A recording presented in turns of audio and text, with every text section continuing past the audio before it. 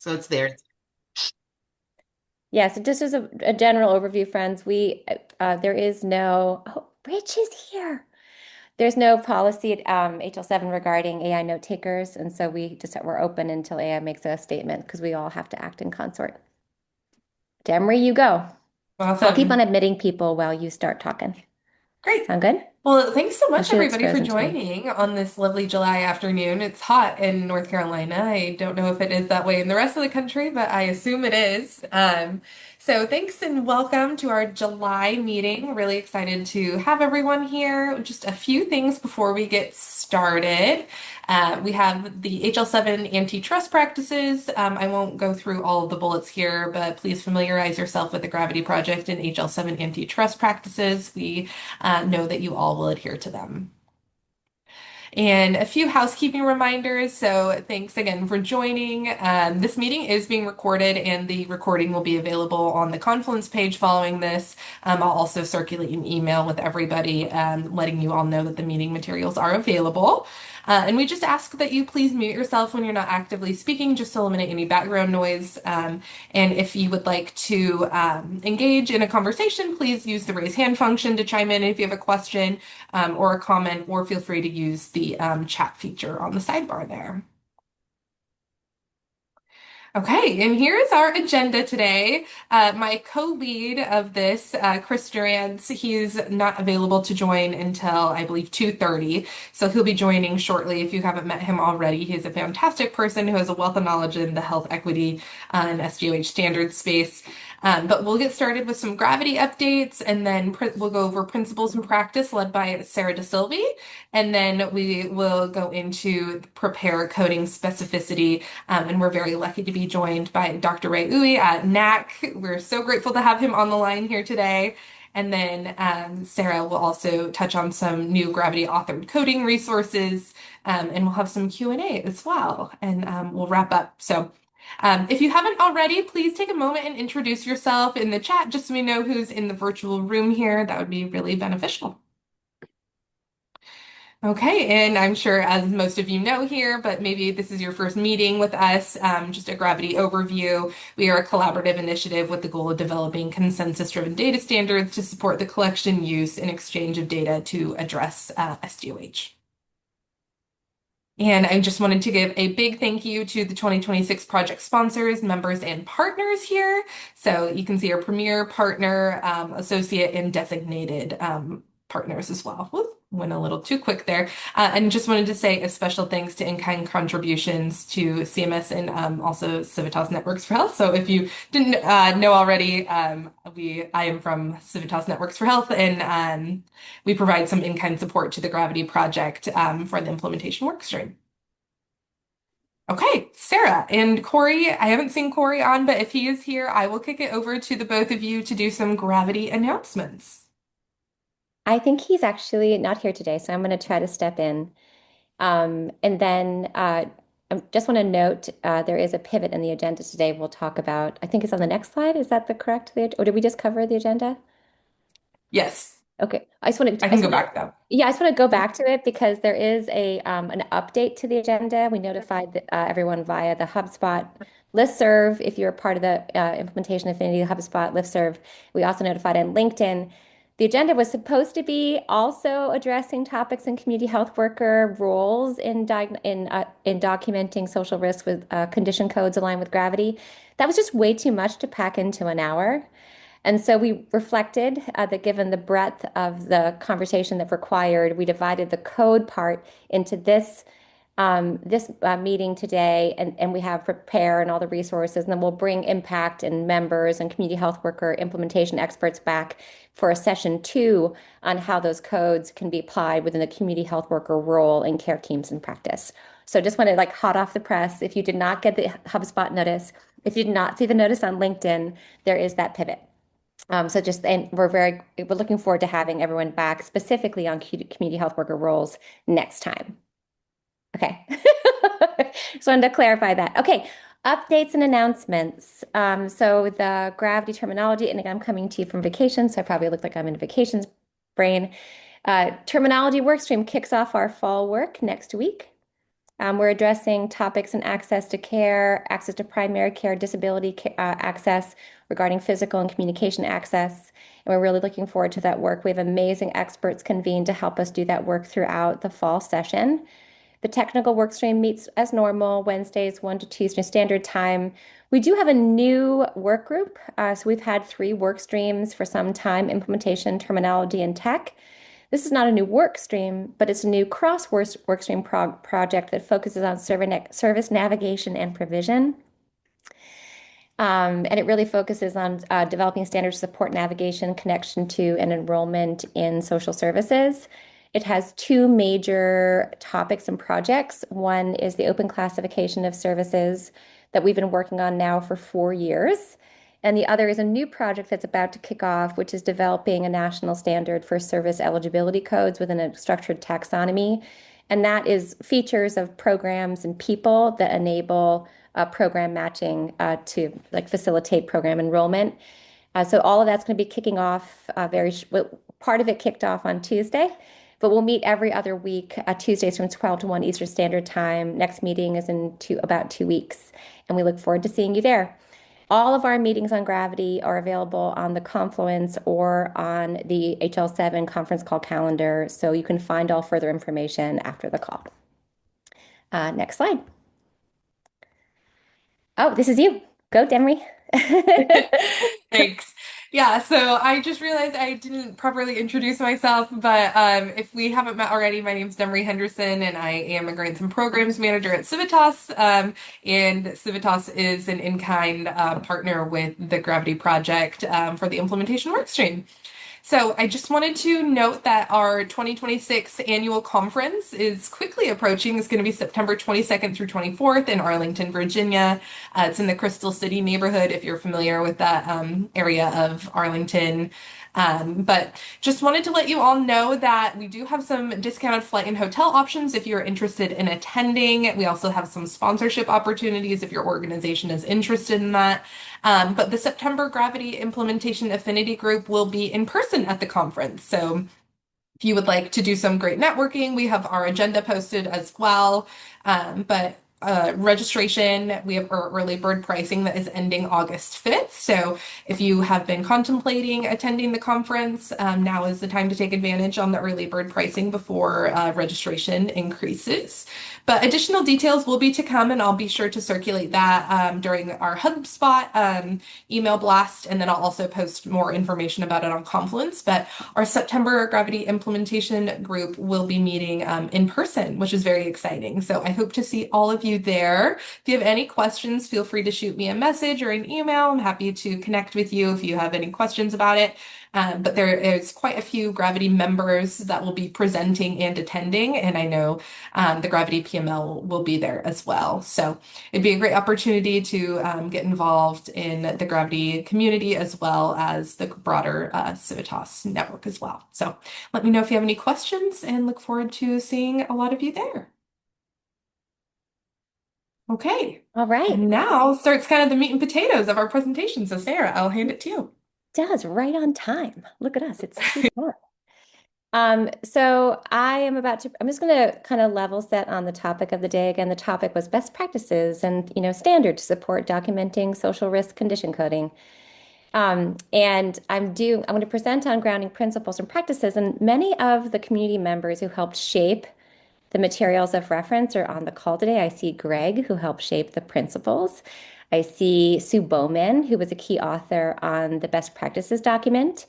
Right. So the materials I'm about to present are materials we have created in common, in consensus, and they kind of underwrite everything that we do at Gravity, everything from creating terminology to applying it in practice.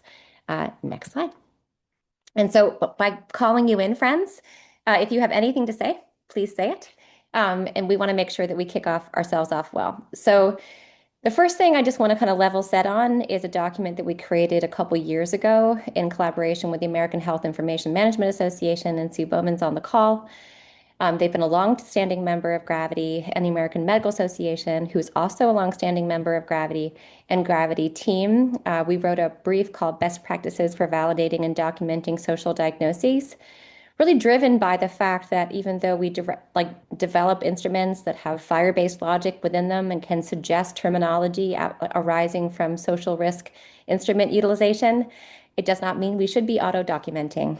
So the fundamental principles there are social risks and needs identified through standardized assessment instruments should always be verified by our care team member through personal interaction with the individual being screened or assessed.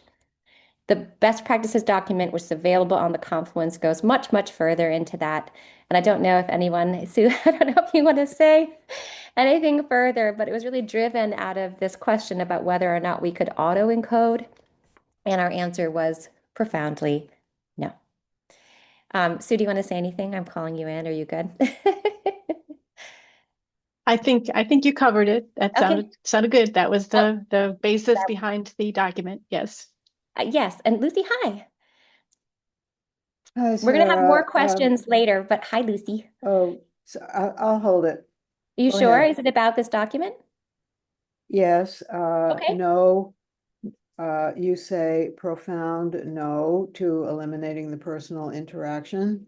Um, Auto reaction is going on all the time now. Oh, correct. And Yes. so maybe this will be revisited sometime for best practice for dealing with AI with Hmm. respect to personal interaction, quote unquote. Thank I you. love That's that it. idea. I think it's wise to revisit it and clarify, given that. That sounds great. Lucy, you always have good ideas.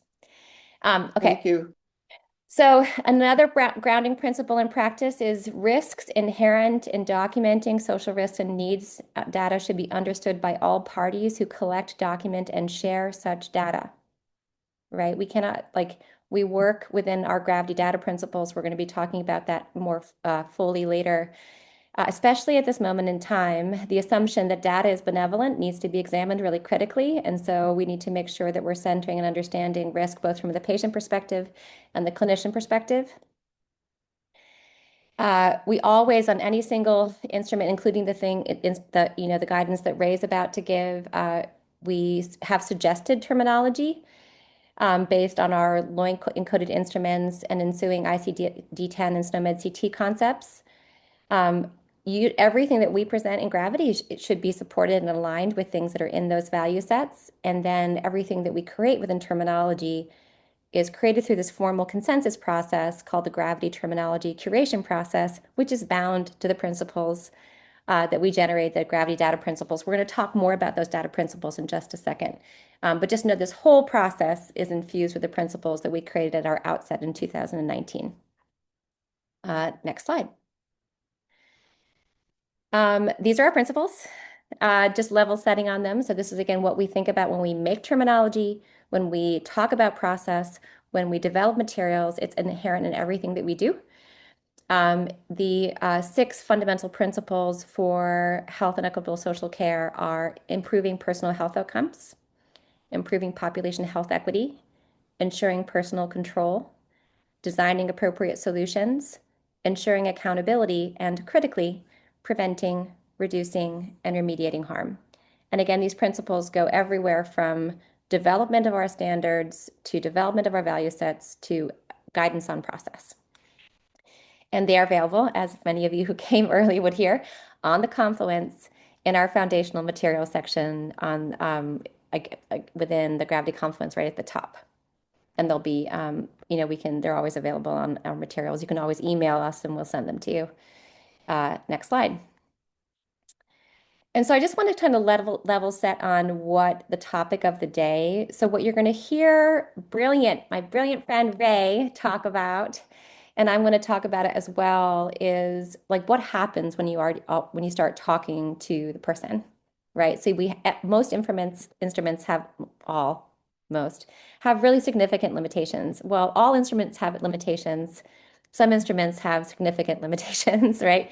But every instrument needs to be employed within an understanding of its purpose, use, population, scoring methodology, psychometrics, and all of those things, right? So the importance of building trusted relationships through social condition validation, which is that topic that was talked about in the brief, right? No auto encoding, take a pause, talk to the person, listen to whether they actually need help.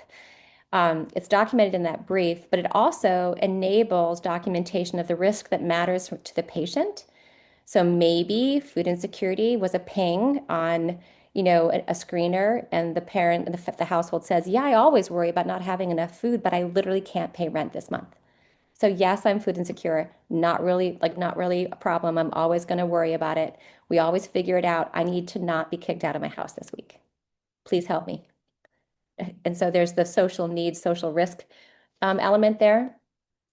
And it also allows the assessing provider to move beyond the limits of the instrument, as we noted, to get clarity in the patient experience, including but not limited to on differentiating on shelter from sheltered homelessness, determining which utility bill is behind on payment, understanding whether food insecurity is affecting the children of the household, clarifying whether transportation insecurity is affecting a person's ability to acquire food, you name it, right? So stopping, having the instrument be a ping and a pause, and then further direct inquiry not only allows us to be ethical, which is the most important thing, but also allows us to have better understanding and use the breadth of terminology we have in Gravity with more specificity.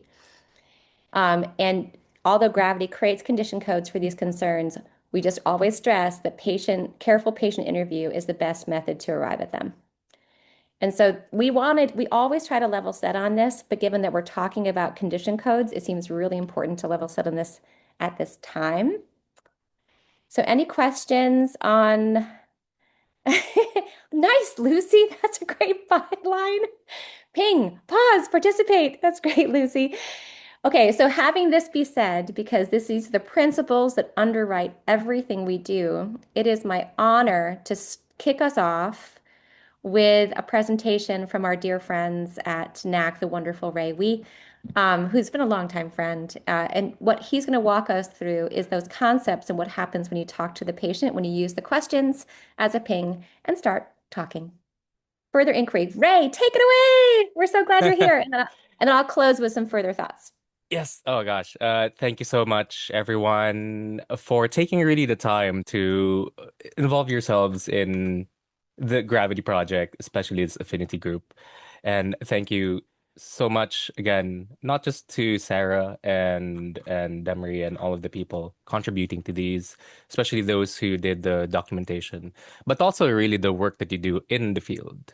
I think mostly people don't realize the impact that what we're doing, the impacts of why we care about precision or semantic coding and giving, guidance to people in the field who are doing these screenings, who are doing this coding.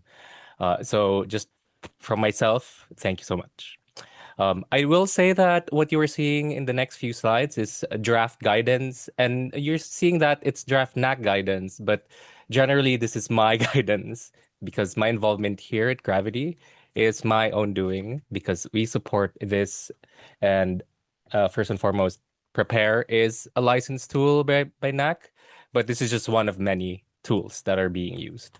What are the gaps that we are seeing is from policy levers and from guidance and education in the field.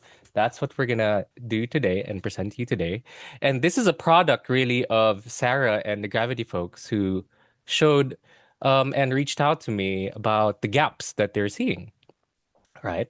And what we can do to really support and move this forward. So without further ado, I will show you the products of what we have now. On the next slide, yes. We know that screening just captures the very basic need of what the patients see. And it's a screening is only as useful as the data that it becomes, right? So let's start from left to right, right? The community health worker captures a need, then the gap. One prepare answer, again, can map to many codes. But what we want is more precise coding diagnoses in both ICD-10 CM and SNOMED CT. Now, the gap. Most EHRs drop in the broad grouper category, and that's where the detail leaks out. The detail that decides the referral, the report, whether it's billable, whether it's not billable, especially for any payers or health information exchange folks in the room or your experience. The difference between a header code and a specific code is the difference between knowing someone has a housing problem and knowing they're sleeping in their car. So why does that specificity matter so much? Let's be very concrete here. And you'll see that on the next slide. And again, in this, I want to also focus on the one you're seeing on the bottom right here. UDS reporting, Uniform Data System reporting. As you know, health centers need, as part of their way to be transparent about what the processes and clinical things that we're doing, is to do a quality report of the things we're doing. Especially because there's more movement in value-based care and alternative payment arrangements. And we have been exploring, again, in the last 5, 6, 7 years, even longer, how payers can integrate social screening and addressing these as part of, a reimbursable work stream or a financial model. Because we know in publication and established evidence in, high impact factor journals that addressing social needs drives down utilization of outpatient acute visits or inpatient and emergency visits. And that is why we're doing this, because more data we can present, the more data we can collect in this precise and granular manner drives the policy. These are the policy levers. Either it's policy or it's financial. It's one of those two. So on the next slide, we'll transition to what we have right now. Thank you so much. Again, this is an example, and I'm sure a lot of people know this already. It's pretty basic, but for those who who need a refresher, again, broad grouper codes hide the real need. In this example, what you're seeing here, why Z59 and why Z59.81 are not billable? When you read the ICD-10 coding guidance, ICD-10 requires coding to the highest level of specificity. So if you read again the ICD coding manual, it says that explicitly, right? Z59 homelessness and 59.81 housing instability housed are 4-character category headers subdivided into multiple detailed subdivisions, right? 59.00, 59.811, 812, 819. Because a more specific child exists and is required by the coding guidance, the header is incomplete and invalid. Especially for HIPAA claims transactions, a claim with just Z59.0 can be rejected. So why is Z59.82 billable? Because it's a complete leaf code. It's valid, but still, the problem is it's still broad. So these are all verified in this year's ICD-10 set. But the lesson that I want people to know here is valid is not the same as specific, which is exactly why SNOMED CT carries, again, 7 transportation causes, right? So if later when someone asks about non-billable, right, and validity, it's not in a FQHC's payment rule. Again, as a reminder for those who are not in the community health center space, health centers bill a PPS encounter rate, a prospective payment system. There's only one payment. Doesn't matter how many patients you see. It's just one amount. But the diagnoses that are put in the problem list must still be valid and specific. And this is also, the policy lever here is USCDI, right? We started in USCDI version 3. We have social drivers of health, goals, assessments, you name it, it's there. And if you look at the guidance there, it says ICD-10-CM and SNOMED CT for the SDOH conditions, right? On the next slide, we are going to transition to, again, a simple, repeatable way for disambiguation, right? And again, this is thanks to Sarah and the team for reaching out and showing me, again, that gap, right?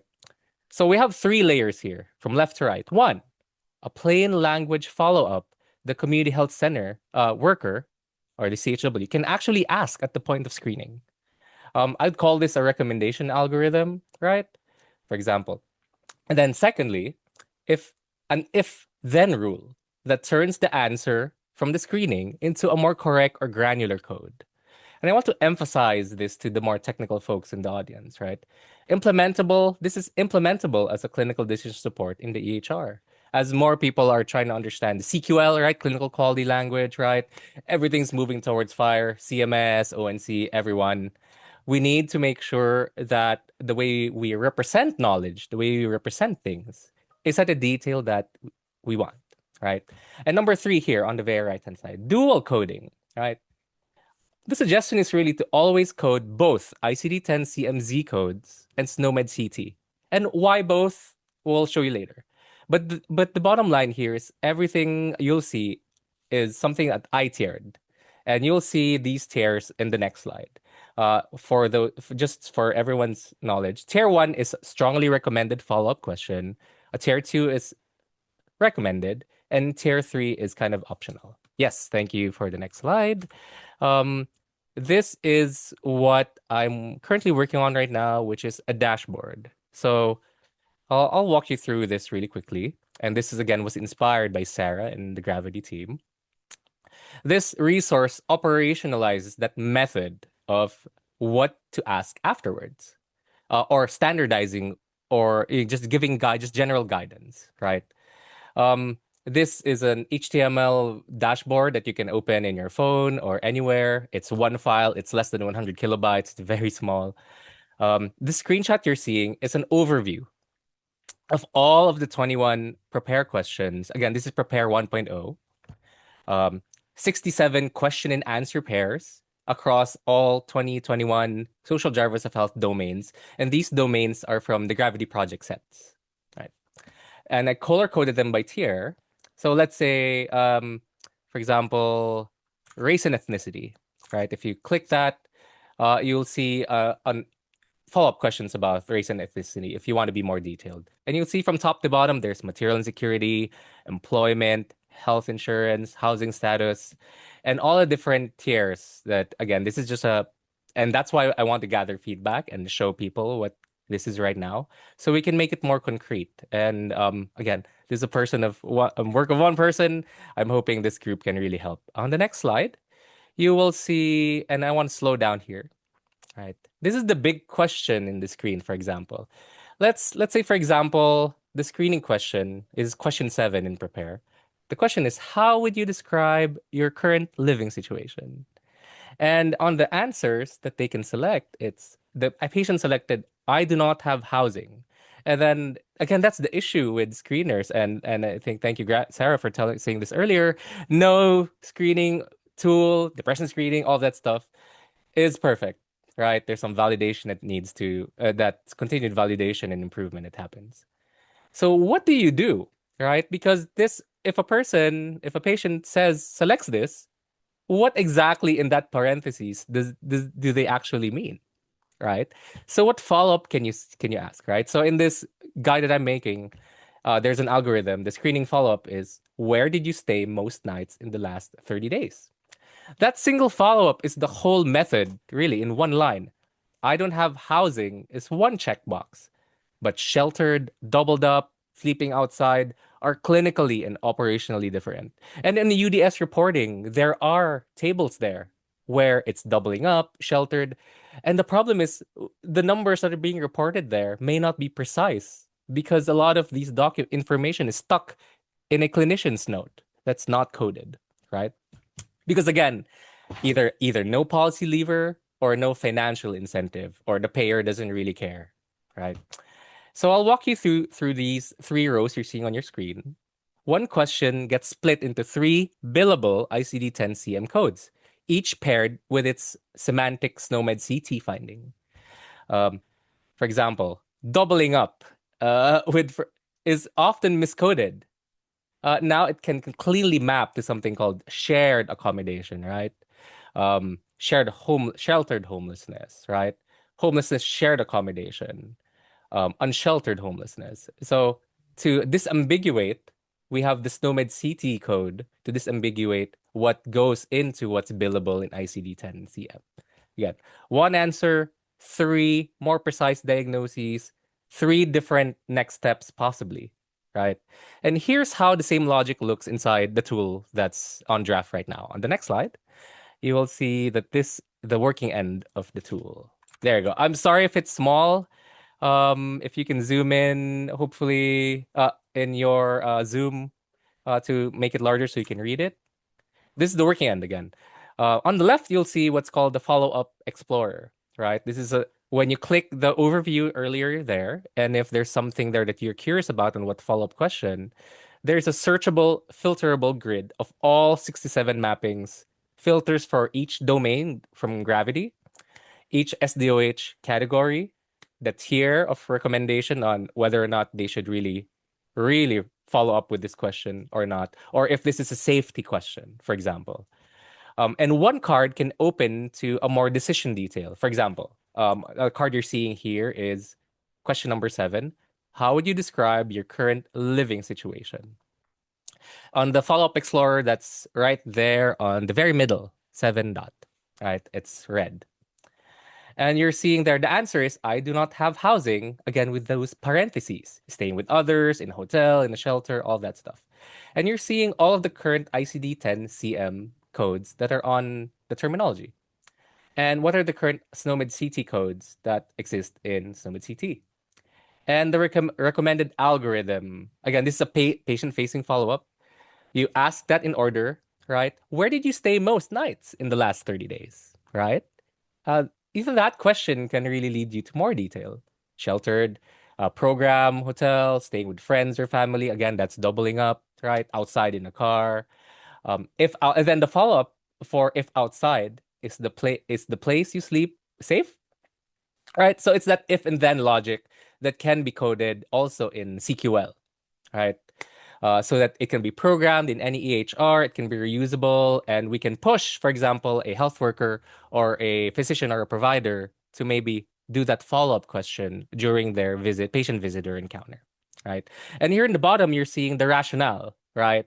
Why we're doing this and why we should care, right? That again, Z59 grouper it resolves to a more billable child code that matches a SNOMED CT finding. And that's what we want. So all of these exist in all of the different questions on Prepare. Right. On the next slide, you'll see, oh, sorry, I have a zoomed in version of this on the left, on this side. So you can see it some more. Look at it in the bottom left. So you can see Z59, 59.1, Z.2. Again, it's depends on their situation, right? Unspecified, sheltered, unsheltered. And then the target SNOMED CT code with more of the granularity that we want. All right. As a reminder, again, SNOMED CT is required through USCDI. In the far future, we're hoping there's ICD-11, and we'll start new work there. But this is what we have now in the United States, and this is what we will work on. On the next slide, what you will see is, again, one ICD-10 code, 7 causes, right? So this is another example for people to see.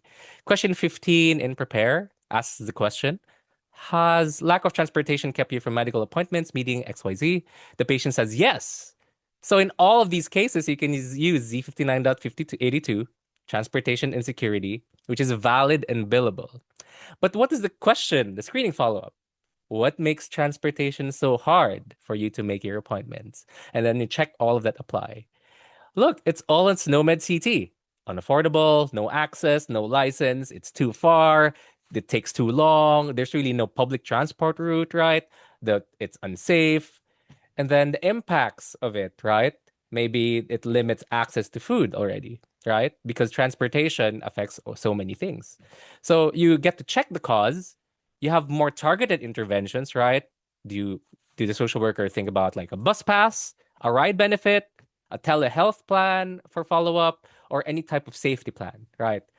While the impact is captured on the very granular high level and Prepare, I believe that asking these follow-ups are really the best method of really following up with a screening tool. Again, it's just a screening tool, right? Similar to your colorectal cancer screening, it doesn't mean that if you screen positive that you have cancer, that you have to have pathology report and follow-up questions to ensure that the diagnosis is correct. So I'll speed up a little bit and I'm almost done, I promise. On the next slide, you'll see again why ICD-10 and SNOMED CT. Again, 10 is billing, it's claims, it's what the algorithm for quality measure reporting uses, and it can be used for risk adjustment and population analytics. But it doesn't mean that SNOMED CT can't be the same. Again, this is required. It's clinical documentation, the EHR. Again, unfortunately, non-billable. But generally, this is because we have to collect data to show that these people should start caring. And now that there's more fire exchange, more people looking at fire, more knowledge, more workforce having these fire skills, and of course, with the support of the publications of the Gravity Project value sets and their confluence in VSAC, we can do codable exchange and reusability of all of these algorithms in CQL, on fire, and give it to payers, HIEs, and community-based organizations so that their systems can also use these codes to automatically ping is the next step? What is the referral? What is the intervention? And I will close on this next slide and where this all fits and how you can help, right? So this is modeled after the Gravity Project's documentation resource, and which I think a lot of people, if you here, contributed to. It's really a screening facing companion, which validates more precise social diagnoses. Hopefully, when I reach a version that people can use, I'm hoping to get more feedback and help to validate again the targets and really to collaborate and fold in best practices that you guys are seeing that we can put and fold in into this guiding HTML file. So that's it. Thank you so much to Gravity, Sarah, and you guys especially for giving me the time and the opportunity to show this. We definitely need to act on this. Again, policy lever, financial lever, and those things won't move without the data that we collect. So thanks, Gravity, and thanks, Sarah. Ray, that was so great. It was so great. I just want to say, Ray, I just want to note for everybody's awareness that this is an example, I think, of our community, right? Like Ray is part of our community, and we all, like Sue Bowman and Deneen Harper, they were on the call with you earlier, Ray, when we all met and kind of talked about the resource. And I just want to note that, first of all, that was gorgeous. There was a question Of course, yeah. about it. And first of all, it's gorgeous. Second of all, I love our community who's collectively working on these things. And then Joe, I think you answered, but Joe had a question about will any SQL code be released or maybe guidance? And you said yes Mhm. in time. Is that what your thought was? Yeah, so sorry, yes, thank you. Thank you for your interest. And when I say CQL, it's CQL, Clinical Quality Language. Sorry, not SQL. So if you want That was SQL me. I code, just messed it up. That was, yeah, that wasn't him. oh, Yeah. sorry Yeah. about that. Yeah. So, Yeah. CQL again is so some folks know CQL. If you know Bryn Rhodes, it's the transition from Arden syntax, right? The way clinical decision support systems use algorithms. For example, if someone has an allergy, right? How does it trigger? The more modern version of this is CQL, right? CQL on fire is what we call it. How do you represent Boolean algorithms in an expression language that can be read by most people without having any coding background or software or programming background? So yeah, thank you, Joe. I will definitely fold this in. CQL coding, I'll probably ping Bryn and the other CDS people and put it in the guide. Can I show it? Do we still have time just to show 1 minute what it looks like Oh, in live? absolutely. Okay, Yeah. so, Yeah. Demery, if you can allow me to be co-host so I can share my screen. Sorry Sure. for. Yes, thank you so Give me much. just a second. Thank Okay. you, thank you. Here we go. Yes, I have that. Thank you so much. I will be sharing this right now. This is version, oh my gosh, 0.03, I guess. So what you're seeing here again, you can click, for example, let's do education, right? And there's also a provenance table here, so it's all transparent. Transparency is our bread and butter, right? Especially in the world of AI. Let's click education. It goes immediately to what's called the follow-up explorer, right? And you'll see the question immediately on the right-hand side. So you don't have to filter it here. It already checks it for you. And let's see if the answer, you already see that if the answer is less than, there's really no follow-up response, for example, for this, but you can immediately see the mapping to SNOMED CT, right?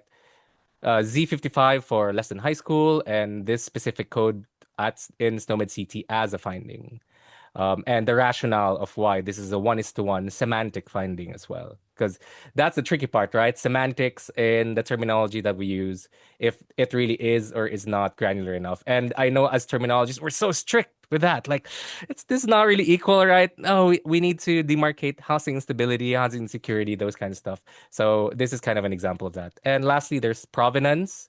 You're seeing the OIDs that is the referral for the code systems and all of the billable and not billable and header codes, for example, and all of the SNOMED CT granular codes. Again, this is a work in progress. Thank you for the opportunity to kind of show this off for now.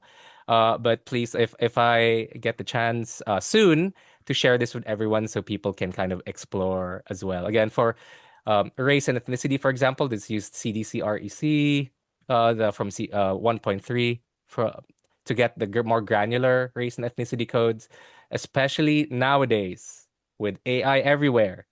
AI autocoding or AI giving you treatment algorithms, we know that bias exists in race and ethnicity. We know that African American populations, for example, Latin populations, are getting less colorectal cancer screening.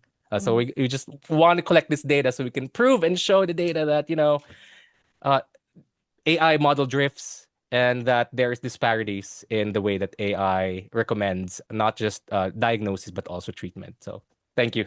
Sorry for that quick demo hit for that time. No, no sorries. I just want to note, which I think I forgot to say, Ray, but you just highlighted it to me. I think that what we neglected to say earlier, and I see my friend Rich Sherwood from Children's Health Watch here, which is great, because he's an instrument author along with you all, right? So it's Housing Vital Sign, Hunger Vital Sign, Children's Health Watch does all of those, right? So what I forgot to say is when we build at Gravity those granular SNOMED codes, they're for a reason.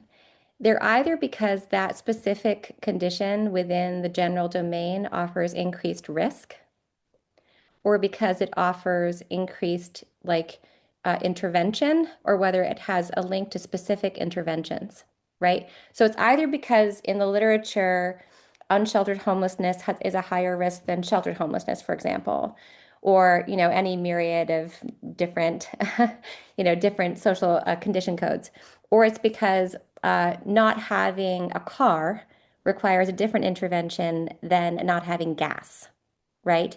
And so for every specific condition, they're all transportation insecurity, but you give someone a public bus voucher, you get someone a non-emergency medical transportation, you give someone, a car share, right? So all of those specific types of transportation insecurity require different interventions.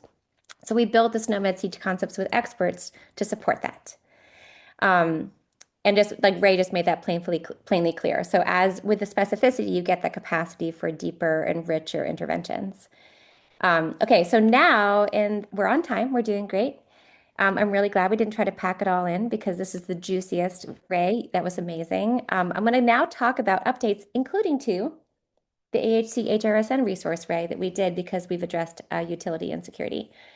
So even exactly.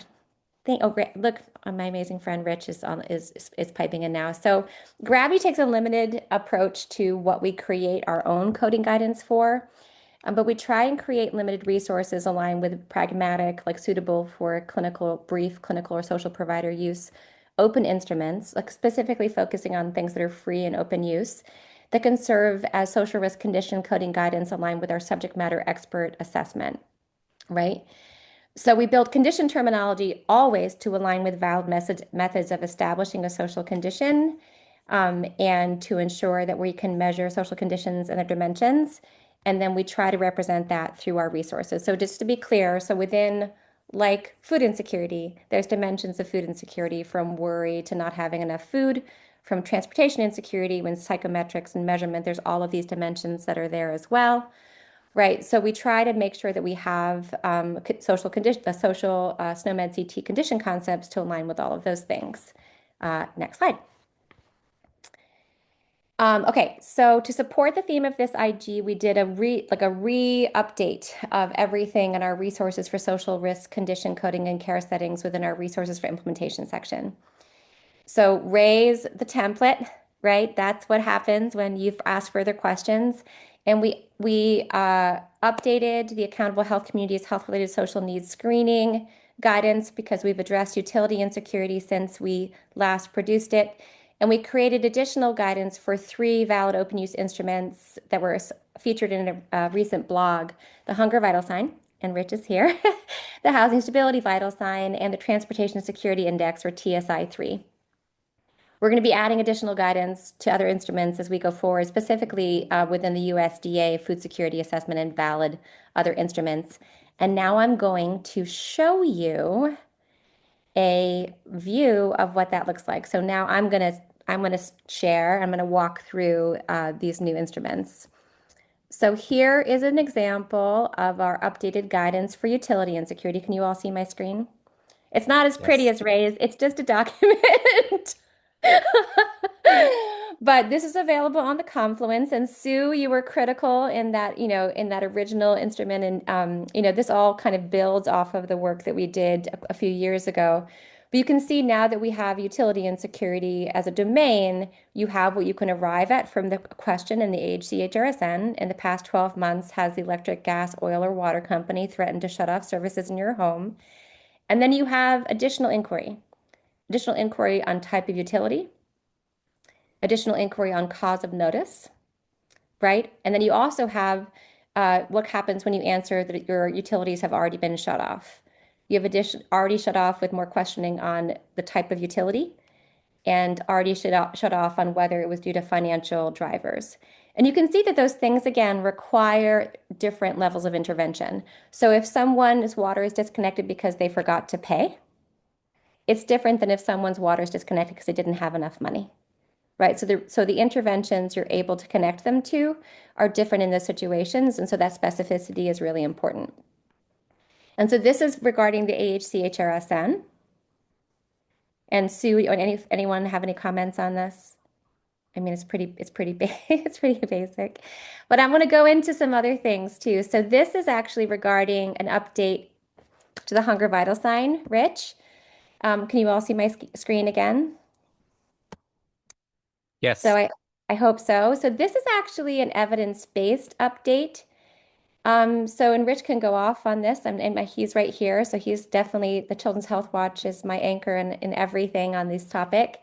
But the hunger vital sign guidance clearly states that per the logic, a positive answer to the questions creates a risk for food insecurity statement, and you should follow it up with additional patient conversation and validation or a further USDA instrument. And if that's Rich, no, I know it's okay. Rich, do you want to say anything about this? So basically we updated this guidance to very clearly state that aligned with the evidence of the instrument itself and its published guidance, this is the correct way to apply food insecurity terminology with the instrument. Yeah, you said it perfectly, Oh, Sarah. great. It's a screening tool, not a diagnostic, instrument, but those exist and are there and available as well. Yeah, and that update that we're going to be doing next with the next link release will allow us to document the next two instruments, the USDA 6 and the ACA FSS, which is the abbreviated Child and Family Food Security Scale, they're both 6-item or 8-item instruments that allow you to formally arrive at a food insecurity diagnosis based on the literature. But those aren't there yet because we're building the interpretations.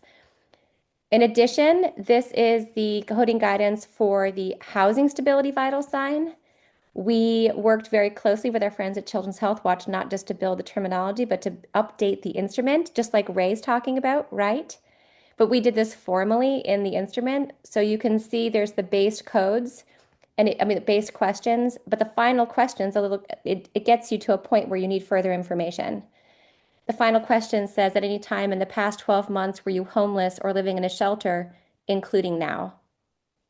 Right? So with that answer, we can't determine if someone is currently homeless or housing unstable, right? Because history of homelessness is housing instability, and currently homeless is homeless. So we offer more additional. We first of all built a cascade formally in the instrument, which is if yes, then ask this question. If yes, are you homeless or living in a shelter now? If the answer is yes to that, you can document homelessness. If the answer is no, it is a housing instability condition. And we built even further pulling because of what we know when you're talking to people is the same unsheltered versus sheltered versus doubled up possibility if you start talking to your patient, right? And that gray line in everything gravity does is that moment of pause. That gray line is built into all of our instruments, and you can see we talk about it up above to be that moment of we're asking questions, we're centering the patient, we're not applying auto diagnosis. And then the coding guidelines, Rich, in the bottom there are there in the final. And this is probably worthy of us doing a paper on or something. And then the final one I just want to note is that TSI 3, or the Transportation Security Index 3, it's an amazing instrument of our friends at the Transportation and Security Lab at the University of Michigan.